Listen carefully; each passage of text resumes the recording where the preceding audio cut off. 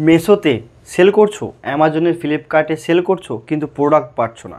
কোন প্রোডাক্টে সেল করলে বেশি প্রফিট হবে সেটা বুঝতে পারছো না। প্রোডাক্ট কোথা থেকে কিনবো সেটাও খুঁজে পাচ্ছ না। প্রোডাক্ট কেনার সময় ফ্রড হবে কি সেটা চিন্তাতে তোমরা প্রোডাক্ট কিনতেও পারছো না। তো সেই সমস্ত সলিউশনের জন্যই আমরা চলে এসেছি।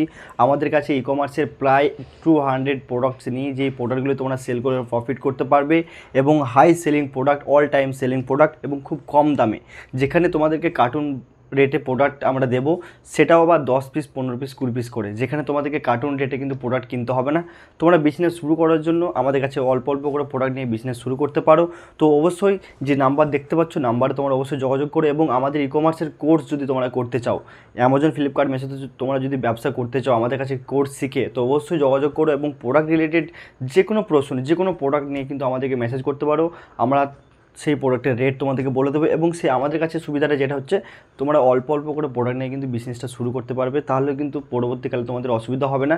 কারণ একটা প্রোডাক্ট যদি একবারেই কিনে নাও, সেক্ষেত্রে তোমাদের কী হবে, যে একটা প্রোডাক্ট তোমরা যদি 100 পিস কিনে নাও, সেক্ষেত্রে একটা প্রোডাক্টের পুরো টাকাটা কিন্তু একটা প্রোডাক্টের উপরে চলে গেলে, সেক্ষেত্রে তোমরা আর প্রোডাক্ট কিন্তু চেক করতে পারলে না, টেস্ট করতে পারলে না যে এটা সেল হবে কি হবে না।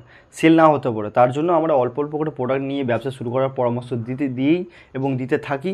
এবং আমাদের কোর্সে যারা আমাদের স্টুডেন্ট, তাদেরকেও আমরা এই পরামর্শটাই দিই যে তোমরা অল্প অল্প করে প্রোডাক্ট নিয়ে বিজনেসটা শুরু করো। তারপরে যখন দেখবে ওই প্রোডাক্টটি যেটা বেশি সেল হচ্ছে, সেটা তোমরা বেশি করে কেনো।